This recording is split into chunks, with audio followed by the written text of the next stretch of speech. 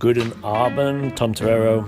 Good evening, podcast 48 from the one, the only, rather bleak at this time of the year, but still rather hipster, with good coffee, Berlin in Germany. Thanks to all the guys that came tonight to a little meetup. I say little, but there was more than 10 guys, and they were telling me all about the big day game community here in Berlin, which I was surprised at, because when I've been day gaming with students in the last few days, didn't see a soul. But apparently certain areas get spammed, and it's very popular, it's very big over here. So if you live in Germany, if you live in Berlin and you like hipster girls, if you like rather masculine girls, I have to say, here in Berlin, then you can find a wing. I've had great day game experiences in cities like Cologne, a little bit in Düsseldorf, many times in Munich.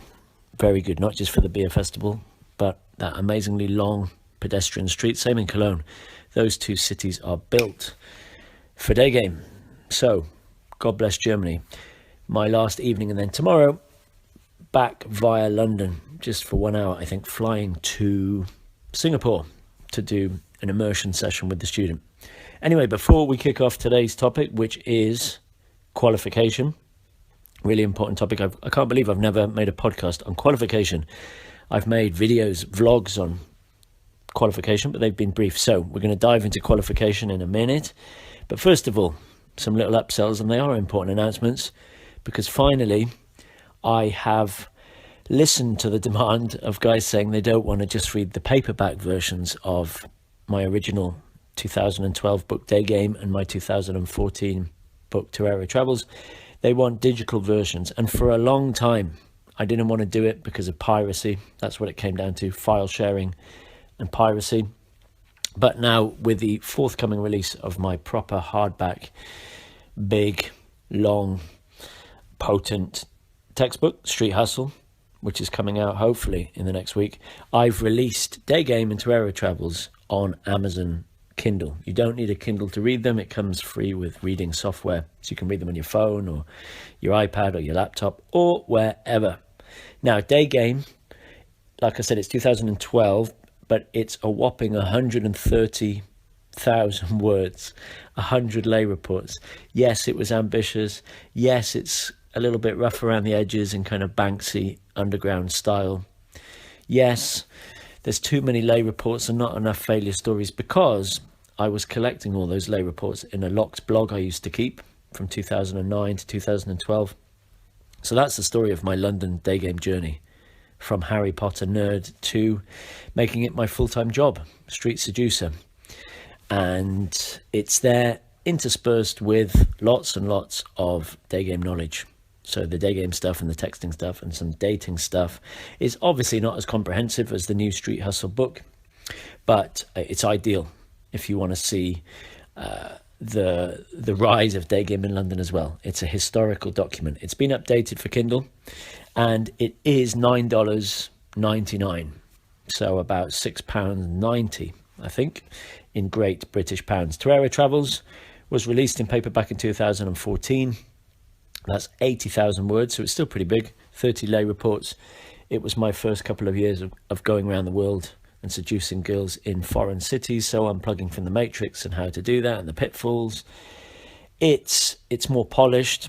It's still not great Dostoevsky level literature, but it's raw and it's honest, and it is what it is. It's a book of its time. It was the first kind of real day game travel journal book, and again it chronicles the rise in international day game.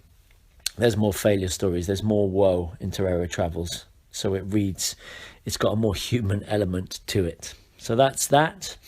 That is also $9.99 or £6.90. Just go to your local Kindle store. So if you're in the US, it's obviously .com. In the UK, it's .uk, etc. And you can download them right now. The last upsell, I promised before this podcast. Otherwise, I'm hustling too hard. I'm pull. It is for my only London coaching for a long while, and that's going to be on Sunday the 28th of February. It's not a Saturday Street Hustle, it's a Sunday Street Hustle session, maximum 2 guys, and it's 1 p.m. to 6 p.m. Central London, One guy's already booked. So therefore, if you do the maths, there's one place left. It's 500 quid. So it's a lot cheaper than doing a day's one-on-one with me. It's the Torero Toolkit. It's Street Hustle Live on the street, in shops, stores, stations, the full caboodle. One place left. Give me an email if you want that place. tom@tomtorero.com for Sunday, February the 28th. Phew. There we go. That was like a Super Bowl halftime commercial coming at you. Today's topic, qualification. Very, very important because it links to the fundamental concept in game, which is frame, i.e. reality. Who's holding the frame? You or her? Simple as that. Who is qualifying to who? Qualifying means who is explaining themselves to the other person, who is justifying themselves to the other person, who is the interviewee and who is the interviewer, who is the buyer, who is the seller, who is groveling, who is supplicating, who is nicer to who is more needy to the other one.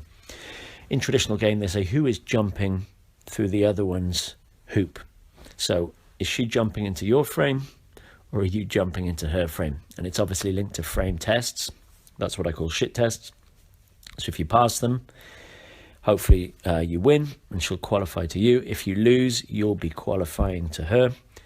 Most guys, especially guys that believe in Disney romance and that kind of sickly sweet neediness, they are qualifying, male qualification, they are qualifying themselves to the girl. So they're showing off. They're not using my technique of humble bragging, but they are just trying to impress the girl with their money, with their large P personality, with their gym physique, with their selfies, with their long stories, really trying to show off. You'll see them buying girls things, taking girls on trips, buying them presents. You'll see them being supplicating with their voice going up. They'll be agreeing with everything she says. Nice, needy guys will be talking too fast. They will be leaning in. They'll be doing anything to just try and get the girl to like them, which is counterintuitive because they're losing the frame. They're groveling. They're becoming female, feminine. They're letting her hold the frame and lead. And therefore, surprise, surprise, it just doesn't work. So you can look at couples. You can look at married couples, or you can look at people on a date and have a look and think, who's holding the frame? Who is qualifying to who? Who's asking permission? Who's leading? Who is sending the other one more texts? Who is agreeing to change of plans, or maybe she flakes? Who is agreeing with that? And who is doing a bit of punishment or a bit of vacuum, Who is clinging on to the other one? I've done a street hustle video on that, public displays of affection. So whose arm is wrapped around the other one? Who is leaning into the other one? Who is walking faster? Who is getting reactive? Who has the one-itis? Because in a relationship, one person needs the other person more than the other one needs them. It's a horrible fact of relationships. And obviously, if you know about frame and polarity in game, she needs to need you more than you need her. As Patrice O'Neill says, you should like her and she should love you. Like and love, that's the correct frame. A woman should be in your reality, all right? It's complementary, it's not combative, as I've said many times before. This is the natural state of mammalian affairs. It's just biology. But we're not going to talk all about that. We're going to talk about how to get her jumping through your hoops. So how to qualify her. Many guys make the mistake of thinking you can qualify a girl the moment you meet her. You might have read a bit of game theory and you understand the basics of qualification. You've learned some qualification routines or questions or mannerisms, behaviors, body language. So these guys walk up to a girl and say, "Hi, I think you're cute. Tell me 3 things about yourself." And then they vacuum. And surprise, surprise, a girl doesn't want to tell a stranger in the middle of the day 3 things about herself, so she just walks off. Golden rule for qualification: you can only qualify a girl after the hook point. So you have to run in, you have to go direct, and yeah, that might come across as, giving her the power temporarily, but you do the teasing and challenging and role play and spiking. You make her laugh, you push her off her little pedestal, and she hooks. She likes you. Now, it's game on. We're going to subtly flip the script. That's what we call it in game. We're going to dial down our energy, close in our body language, stop smirking so much, leave bigger pauses. We're going to do less. And all of those little things already are going to be qualifying the girl. Don't forget that silence is a qualification. Vacuum is a qualification. And now, obviously, I say to you, don't ask those needy hairdresser questions at the beginning of an interaction. What's your name? What are you doing? Where are you from? Because it's just chit chat, bland, boring, predictable. And she walks off. But here's another but. After the hook point, guys, forget that you can now ask questions. But you need to ask qualifying questions, or you need to ask even those chody hairdresser questions with a qualifying tone. So that means not your voice going up, not trying to kiss her ass, not agreeing with everything she says, not trying to make her like you. But you can ask a normal question like, where are you from? You can ask it in a qualifying tone. I call that a hammer question. So rather than being the nail and getting hit by the girl hammer, you're going to hit the nail. You're going to nail her in all senses. So you might say, so where are you from? Or you might say, so how tall are you?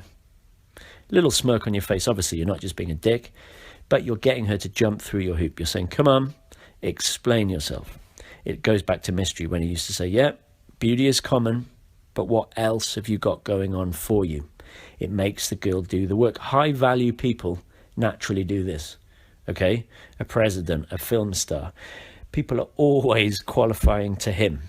If you're British, you're going to know Lord Sugar from The Apprentice. Think of how he speaks to the candidates on the show The Apprentice. I think the equivalent was Donald Trump back in the day in America.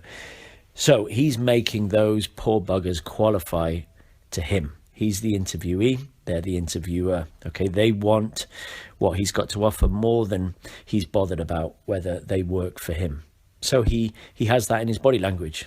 He has that in his voice tonality. You know, explain yourself. A great qualifying question is to say, why? Or tell me more. Why did you come from Portugal to London? Or, okay, you've been in London for 4 years, but your English is still a bit, Spanglish. You've definitely got a strong Spanish accent. Why isn't it better after 4 years? Now, if you just keep qualifying and qualifying and qualifying, it's like asking a dog in a circus to jump through one hoop and another hoop and another hoop and another hoop, and they're going to get tired and fed up and eventually say no. So you've got to qualify from a place of strength, not of weakness. You can't be passive aggressive. You can't be reactive. And you've got to do it subtly. Okay, so you might say something before the qualification. You might say a statement as a buffer. So you might say, I really, really like tall girls. I've just got a thing for tall girls. How tall are you? All right, and that kind of softens the blow. Same on a text. All right, so rather than just saying, I hope you can pick out a good wine, bring a good wine, which sounds a little bit dickish, a bit too demanding, soften it. So you might say, on Wednesday, I'm going to make the pasta. Are you good at picking wine? Cheeky face. So you notice the buffer, like, I'm going to make the pasta, but are you good at bringing wine? Same with the cooking. It's a good question to ask a girl on a date, even on the street if you're cheeky, but introduce it first. You might say, I love trying new things, and I'm pretty good at making a mean pudding, a classic British pudding. But listen, can you cook? Be honest, can you cook me a nice Russian traditional dish? Now, watch how she tries to explain herself and jump through your hoop. Girls love jumping through hoops. Girls love qualifying to a man. This is what feminists don't understand, or people believe that men and women are equal. They don't understand that women love, finally, a man who has standards, who has boundaries, a man who has frame. And the woman loves to do things for the guy. If you're dating a girl, let her come over and bring something for you. Let her make something for you. Let her paint something for you. Let her invest in you. Now, a little trick, which is Actually, this is in my first book, Day Game, from 2012. That's when I used it a lot, but it's also in Street Hustle, explained in more depth. And I call it the £1 trick, or you could say it's the $1 trick. And you're texting the girl back and forth. You've done your feeler, and now you're doing your pings, or your photo pings, or your audio pings. And you say, listen, I've just brought you an amazing, luxurious, delectable gift. It's perfect for you, and it cost me all of ... £1. Cheeky face. And she'll reply, ha ha ha, what is it? And you say, well, I can only give it to you if you bring me a gift when we meet on Wednesday, but it can only cost a maximum of £1. Be original. Cheeky face. And what that does is make the girl invest. So she'll spend the next few days hunting around shops, trying to think of something funny to bring. And girls used to be so imaginative. They used to make things for me, decorate things for me, cook things for me, because they want to impress you. And I would usually buy them a badge of like God Save the Queen, or like a little nerdy Harry Potter badge, or a Kinder egg. Very German, I think that is, isn't it? Kinder?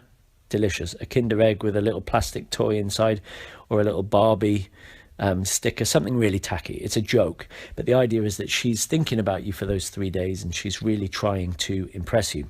That's qualification. All right. And you can qualify a girl from the moment she's hooked. So you're going to be doing it a little bit on the street.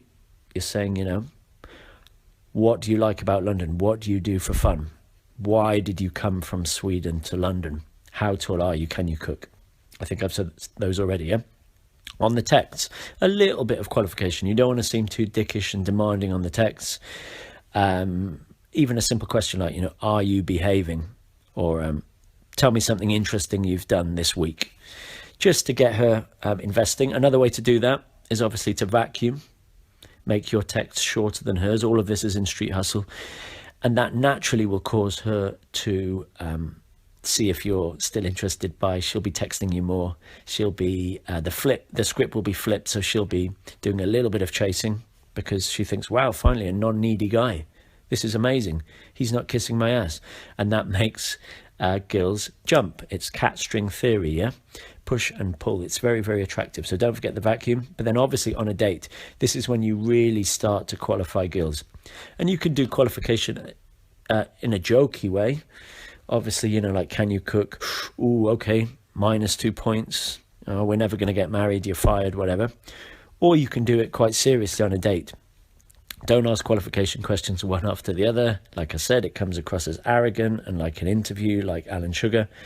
You just weave them in very cleverly. So you might say, what's your guilty pleasure? What are you addicted to? Come on, spill the beans. Or you might say, okay, so you're from Glasgow. All right, why should I go to Glasgow? What is Glasgow the capital of? Is it of lovers or parks or what? What's Glasgow got going on for it? Or you might say, here's a good one. You might say, tell me something I'd never guess about you. Don't be predictable. Tell me something I'd never guess about you. And obviously, it's back and forth. So you're going to be doing a bit of investing, grounding, opening up, showing vulnerability, a bit of deep rapport in venue one. And the idea, again, with some silences, some looks away, some closed body language at times, we're going to be getting her to do more and more and more, until the idea is that the fish jumps out of the water itself. It wants to be reeled in. That's perfect game when the script is completely flipped and she's, suggesting the bounce home. She's trying to escalate on you. That's a perfect scenario. It's obviously rare, but even if you can get qualification out of a girl more than you're currently doing now, it builds attraction. It builds the connection. It makes the LMR less. Girls love this feeling of chasing. I say in many seminars, give girls the gift of chasing you, yeah? Let her lean into you. Let her kiss your ass, in both senses, if you like that. Let her, as I said, bring you things. Let her text you. Let her be the one to get reactive when you create a bit of drama, yeah? Let her be the one to break the silences. with boring questions or silly little giggles. All right, let her be the one to try and impress you with her stories. Let her be the one to show you photos on her phone, again, to try and impress her, yeah? In any interaction, I don't care whether it's game or business or families, even with friends, somebody is qualifying to somebody else. All right, the perfect balance would be between two really good friends, let's say in a pub, and yet it's basically 50-50. You can watch that in a pub. Two people having a chat over a beer. Nobody's really, trying to impress the other person too much. It's about 50-50. They're doing half of the work each. Now, if your favourite movie star of all time was to walk into the room right now, the qualification ratio would be ridiculous. It'd be like 100-1. So that person would just be chilling out, leaning back. They'd be a bit embarrassed about being in the spotlight. And you'd be trying to win them over. You'd be asking for a selfie and an autograph. And did they want a drink? And, oh, my God, it's so nice to meet you. I can't believe I've met you. And it does make that person feel slightly odd. Now, I'm not a celebrity, but I do experience guys coming up and saying, oh, it's Tom Torero, or, oh, it's the guy off YouTube. Or when I give talks, guys sometimes say, oh, can I have a selfie? And it makes me feel weird because I don't really like it when people qualify to me, because I've been that needy nice guy for many years, qualifying to girls so I can spot it. It's nice when you're on an equal footing with somebody, like a good wing, an old friend, or just a really chill guy, and he's not trying to show off too much. He's not trying to impress, and you can just relax and have a beer. And tonight, I have to say, very cool group of Berliners, of Berlin day gamers. Very, very cool. We just sat in the hotel lobby. We had a good chat. There were really good questions, some beers. The value was extremely high. Guys with their shit together, with their jobs sorted, with their fashion and health and grooming sorted, and guys that were actively in field. Not many keyboard warriors, keyboard jocks tonight. And I hope this is the direction of game, really. There's so much day game material out there and so many infields out there. I always joke and say you don't need a coach because it's all out there. It's amazing. And guys, hurrah, are taking action. So we're getting away from the stay-at-home pickup artist and the mental masturbation and the mind wank. And there's guys on the streets 3 or 4 times a week putting in the work. So anyway, I digress. That was fantastic. Let's come back to qualification. And the central idea, like I say, in Street Hustle, stop auditioning to be her boyfriend. Stop trying to explain why you're so amazing that she should date you, and instead flip it round and be the judge, all right? To see if she is cool enough to be your lover, all right? To be in an open relationship with you. And just that one switch will improve the frame. It will improve the polarity, all right? And use, if you want, if you're brave, if you've got game experience, subtly really disqualify yourself. So not qualify yourself, but disqualify yourself. Obviously it's artificial because secretly you do obviously want to sleep with her, and it shouldn't be that secret because you're letting her know subconsciously and subtly and under the radar. But tiger eyes, Maradona moves, spikes, statements of intent, a few frame crushes if she's playing silly buggers, but cheeky disqualifications. That's why lines like, this is not going to work out between us, just go. That's it. You're fired. It's over. Or, well, really, I've got this thing for blonde girls, and everybody here in Colombia, just dark hair. It just doesn't really do it for me. Or, you're taller than the girls I usually date. And it's not a big deal, but, whatever. Or, you're very beautiful, but are you adventurous? You're very beautiful, but are you creative? Because I really like creative girls. Or you'd say, listen, I am far too old for you, okay? You should be dating a DJ, not a guy that stopped you on the street, No, it's never going to work because I'm not really in Berlin that much.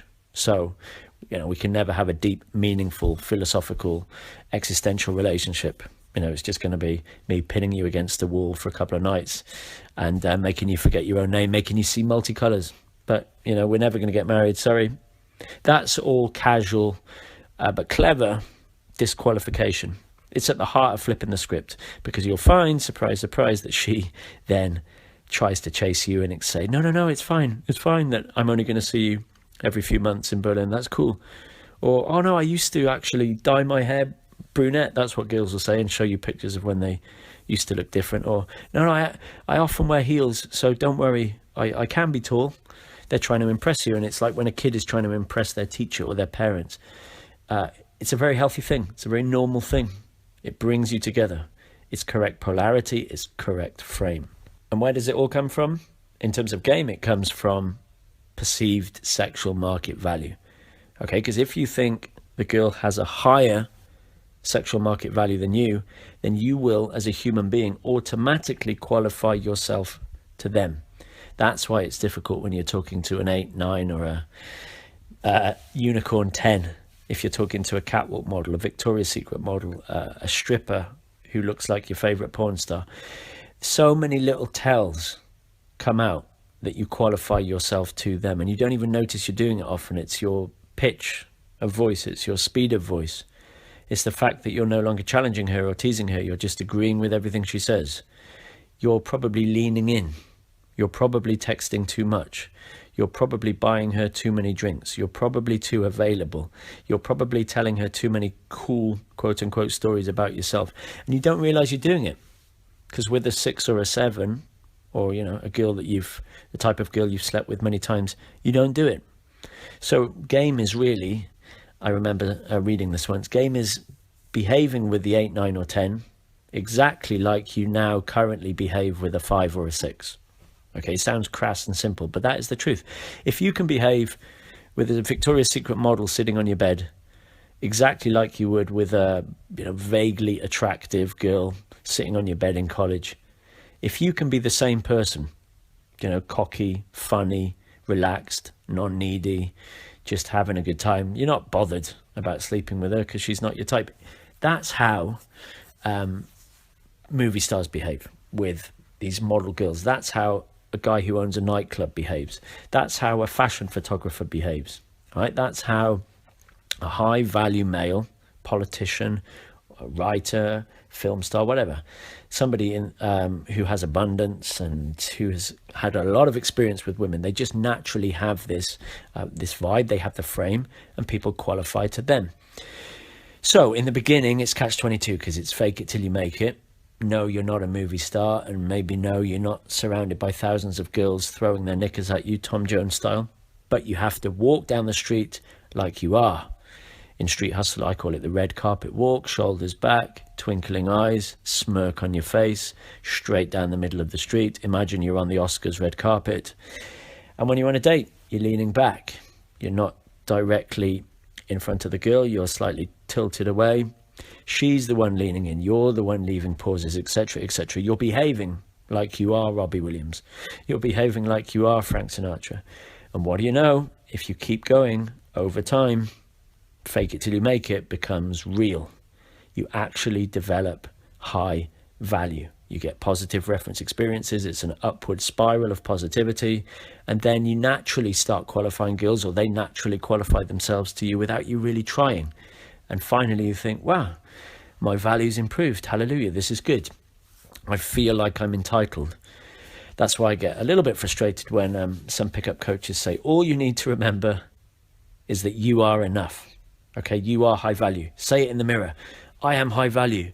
I am amazing. I am enough. I don't need game. Well, it's okay for them to say. They've been 15 years in the game, shagging hundreds of women. But for a guy who's really needy and supplicating and he's just starting out, no, you're not enough. All right? You're enough in your core. Somewhere within you is that beast. It's that tiger bit that has to be brought out. And you have to do a lot of unlearning. So game is really taking away. It's shedding of layers. In Street Hustle, I say it's like the sculptor taking that block of granite and carving away. He removes stone to create that Adonis, that Greek god statue within. I think that's enough for now. That was pretty good. I wasn't sure I was going to fill a podcast with qualification, but it's a lot to say because it links to my favorite topic of frame. And what do you know, at the heart of my new textbook, Street Hustle, it's all about frame, male-female polarity, and how that manifests itself in terms of the hustle. Who's hustling who? Who's the chooser? Who's the chosen? Who's the interviewee? who's the interviewer. Either you hustle or you get hustled. I talk about the ethical hustle, the non-ethical hustle, the first type of hustle, which is the sneaky bait and switch, the win-lose, or the second type of hustle, the secret society win-win, when it's you and the girl like Bonnie and Clyde hustling against the world. So if you want to know more, keep your eye out on YouTube or on my Twitter or on my Facebook or wherever you spend your day. Look out for the announcement about the release, hopefully in the next week or so, of this mammoth day game textbook, Street Hustle. But for now, I shall see you in maybe Singapore. Yeah, the vlogs will be from Singapore, but maybe the next podcast will be in Amsterdam.